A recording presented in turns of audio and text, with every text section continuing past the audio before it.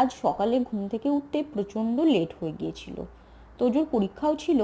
খুব তাড়াতাড়ি কী রান্না করব বুঝতে পারছিলাম না।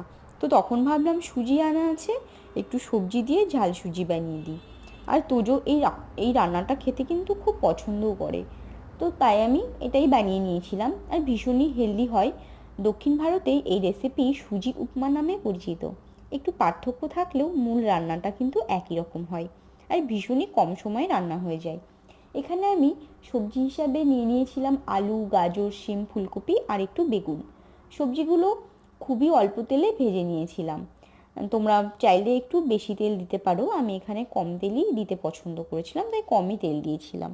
তারপর পরিমাণ মতো মুগ ডাল দিয়ে আবারও খানিকক্ষণ ভেজে নিয়ে জল দিয়ে দিয়েছিলাম। আর এদিকে আর একটা কড়াইতে 1 কাপ মতো সুজি ভেজে নিচ্ছিলাম, যাতে সুজির কাঁচা গন্ধটা চলে যায়। যখন ডাল আর সবজিগুলো খুব ভালোভাবে সেদ্ধ হয়ে যাবে তখন সুজিটা ঢেলে দেব। প্রথম দিকটায় আমি একটু কম জল দিয়েছিলাম, তো সুজি দেওয়ার পরে দেখছিলাম যে জলের পরিমাণটা কম হয়ে গেছে, তাই আবারও বেশ খানিকটা গরম জল এতে অ্যাড করে নিয়েছিলাম।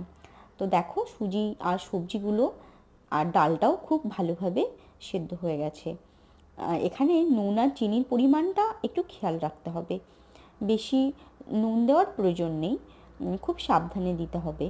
আর ভাজা মশলা হিসাবে আমি জিরে, ধনে, মৌরি এগুলো ব্যবহার করেছিলাম। আর নামানোর আগে ঘি আর সামান্য ধনেপাতা দিয়ে নামিয়ে নিয়েছিলাম। এখন শীতকাল, মোটামুটি ধনেপাতার ফ্লেভারটা সবাই খেতে খুব পছন্দ করে।